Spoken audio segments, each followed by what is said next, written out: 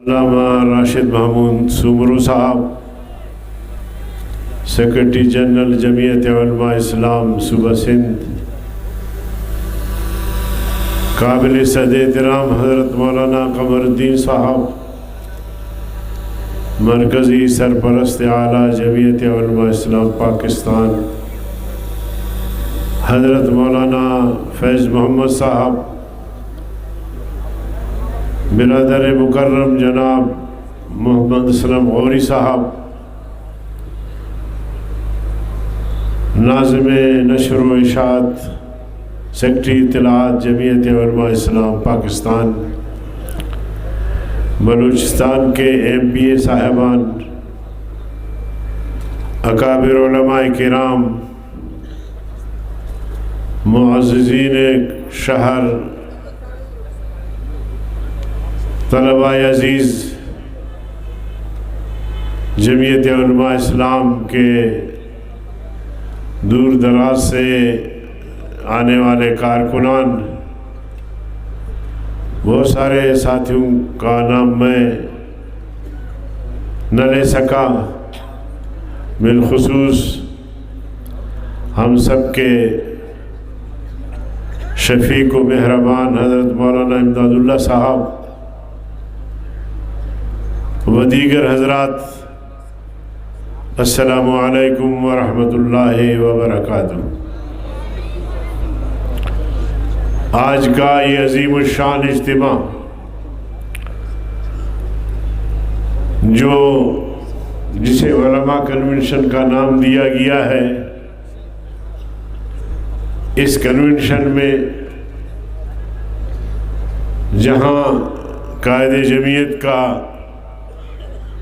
उलमा से अवामुन्नास से खिताब होगा, वहीं यहाँ से फारिग व तहसील उलमा की दस्तारबंदी भी होगी और अनकरीब कायदे जमीयत रहबर उम्मत सालार काफिले हुर्रियत तशरीफ़ लाने वाले हैं। हम और आप सब उनको सुनने के लिए बेताब हैं। उनकी आमद तक मैं आप हजरात की समा खराशी करूँगा। मेरे अजीज़ दोस्तों, आज इस अज़ीमुशान जलसे के मौके पर हमने उलमाए किराम से दरख्वास्त करनी है कि उलमाए किराम जिस ममलिकत को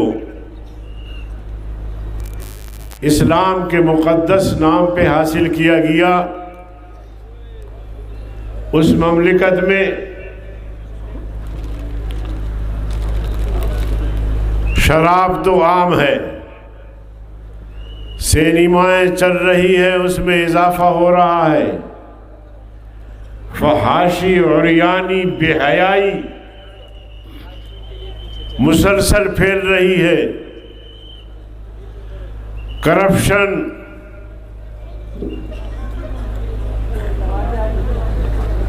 रुकने का नाम नहीं ले रहा और पिछले 3 सालों से मुल्क के अंदर मौजूदा नाम नहाद हुक्मरानों के गलत पॉलिसियों के नतीजे में महंगाई आसमान को छू रही है। गरीब की कुव्वत खरीद जवाब दे चुकी है। गरीब का अगर कोई बच्चा बीमार हो जाए, मैं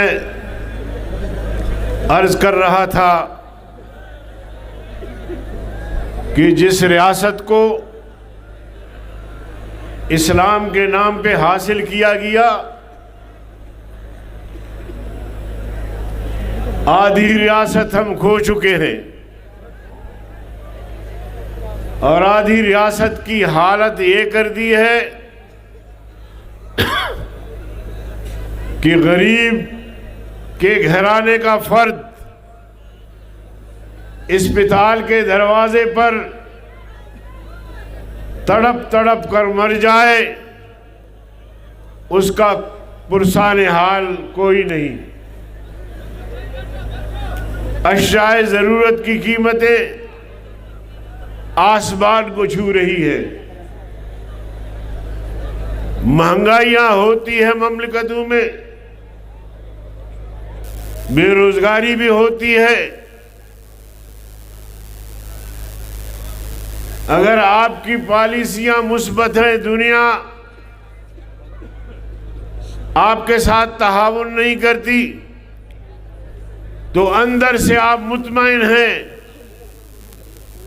कि दुनिया है कुफ्र मेरे इस नजरिए की वजह से, इस सोच की वजह से, इन पॉलिसियों की वजह से मेरे साथ इख्तिलाफ रखती है, सैंक्शन लगा रखी है। तो अंदर से इंसान मुतमईन होता है, पैगंबर करीम सल्लल्लाहु अलैहि वसल्लम की दौर को याद करता है कि ये मुश्किलात जनाबे नबी करीम सल्लल्लाहु अलैहि वसल्लम पे भी आई। पेट पे भूख की वजह से पत्थर बांधना पड़ा, लेकिन अंदर से ज़मीर मुतमईन था। आज भी अगर हमारी पॉलिसियां कौमी मफाद में हो, मुल्की सलामती के लिए हो, हमीयत और गैरत के लिए हो, तो भूख भी इंसान बर्दाश्त कर सकता है, प्यास भी बर्दाश्त कर सकता है, हर किस्म की तकलीफ बर्दाश्त कर सकता है। मगर हम तो मुसलसल तागूती ताकतों के सामने झुक रहे हैं, कमर टेढ़ी हो गई है, अब खड़े होने की हिम्मत नहीं है। अब दारो मदार उलमाए किराम आप पर है कि आपने उठकर इस ममलिकत को बचाना है, इसकी माईशत को दुरुस्त करना है, फहाशी और यानी बेहयाई को ख़त्म करना है, गलत पॉलिसियों को ख़त्म करना है। आज आप देख रहे हैं कि सादा अक्सरियत की बुनियाद पर कानून साजी की जा रही है। जिस शख्स ने कहा था कि मेरी हुकूमत अगर आई, मुझे अगर कहा गया कि तुम IMF से मदद लो, दीगर मालियाती इदारों से मदद लो, वर्ल्ड बैंक और एशियन बैंक से मदद लो, तो मैं फिर ये फैसला करूंगा कि IMF के पास जाने की बजाय मैं खुदकुशी करूंगा। आज उस शख्स ने, उस टोले ने पूरी माईशत को IMF की झोली में डाल दिया है। आपका स्टेट बैंक IMF के ज़ेर असर चला गया, आपका FBR IMF के कंट्रोल में है, आपका वजारत खजाना ये IMF का मोहरा है। तो आपका पूरा मुआशी निज़ाम तागूती ताकतों के चुंगल में चला गया है। आपके पास मईशत को दुरुस्त करने के लिए कोई तरीका बाकी नहीं रहा। तो ऐसे में उलमा की जिम्मेदारी बनती है कि वो कौम की क़यादत करे, वो आगे आए। और जिस तरह हमारे अकाबिर ने अंग्रेज से आज़ादी हासिल करने के लिए एक तवील जद्दोजहद की, आखिरकार अंग्रेज जो 200 साल से मुहीत, उससे भी ज्यादा वो बर्र सगीर पे हुक्मरान थे, ताकत उनके पास थी, दौलत उनके पास थी, हर तरह वो ताकतवर थे, मगर उलमा की जुहद मुसलसल से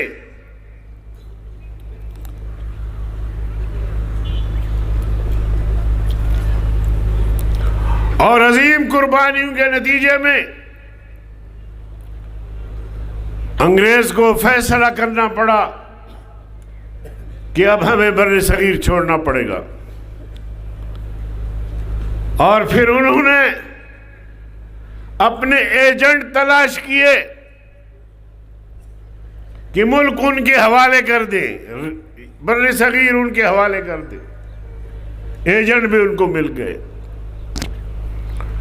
मेरे अजीज दोस्तों, अगर हम जरा गौर करें तो गोरे अंग्रेज से हमारे लिए काले अंग्रेज ज्यादा खतरनाक साबित हुए हैं।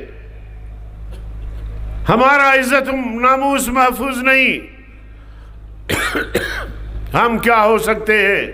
जो रियासत इस्लाम के नाम पे बना, उसमें नामूस रिसालत का तक़द्दुस महफूज नहीं, नामूस सहाबा का एहतराम नहीं, मेरी मस्जिद और मदरसे का एहतराम नहीं, बल्कि पाकिस्तान का एक जज जो सुप्रीम कोर्ट का जज है, जो काजी उल कुज़ात है, वो बेज़मीर और बेगैरत इंसान, उसको शर्म भी नहीं आई कि मैं जो तहरीर लिख रहा हूं ये मस्जिद के शहीद करने के लिए लिख रहा हूं। उसकी ज़मीर ने भी उसको मलामत नहीं किया। अगर हिंदुस्तान का जज बाबरी मस्जिद को शहीद करने के लिए फैसला सादिर करता है तो वो जज हिंदू है, हुकूमत हिंदुस्तान की है, तो कोई वईद नहीं। लेकिन आपने देखा कि उस जज के फैसले के खिलाफ भी हिंदुस्तान में, पाकिस्तान में सबने एहतजाज किया मिलके, इसलिए कि वो मस्जिद को गिराने का फैसला दे चुके थे। और उसका मौक़िफ़ ये था कि यहां पहले मंदिर था, मुस्लिम हुक्मरानों ने मस्जिद बना ली, सबूत होगा उसके पास। लेकिन यहां का जज जो पाकिस्तान का काजी उल कुज़ात है, वो फैसला सादिर करता है इस्लामी रियासत में, इस्लामी रियासत का जज, कि मस्जिद को शहीद किया जाए, क्योंकि यहां पहले पार्क था।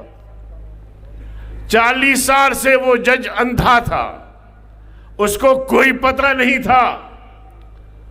वो ऐसा फैसला सादिर करता है। तो फिर हमारे साथियों ने, अल्लाह ताला राशिद खालिद महमूद सुमरो और सूबाई जमात, मरकज़ी जमात, अज़ला की जमात, उनकी उम्र दराज फरमाए, बरकत दे।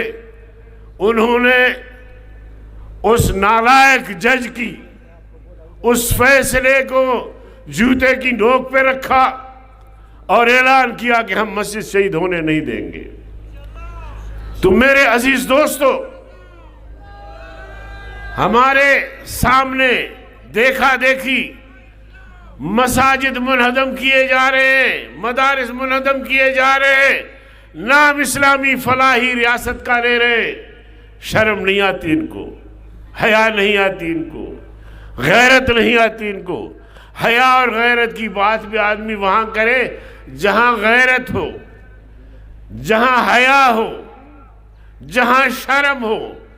जहां हया गैरत शर्म का फुकदान हो उसको आप क्या गैरत दिलाएंगे? तो ऐसे जज इस्लामी रियासत का सरबराह और चीफ जस्टिस और काज़ीउल कुज़ात, ये है हमारा अदालती निज़ाम।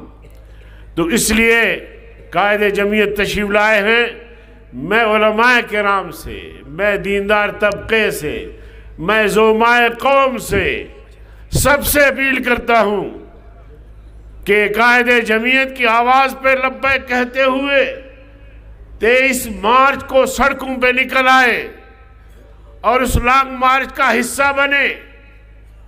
हम इस रियासत को इस्लामी फलाही रियासत बनाने जा रहे हैं। आइए हमारा साथ दीजिए ताकि ऐसे नालायक नाअहल हुक्मरानों का हमेशा के लिए दरवाज़ा बंद हो जाए। और अगर आप इसी तरह देखते रहे कि मुल्क में क्या हो रहा है, बेहयाई फैल रही है, फहाशी फैल रही है, मुल्क की मईशत तबाही के किनारे पहुंचा हुआ है, गुर्बत की लकीर से 40% कौम गुर्बत की लकीर से नीचे जिंदगी गुजार रही है, गरीब की कुव्वत खरीद जवाब दे चुकी है और महंगाई आसमान को छू रही है।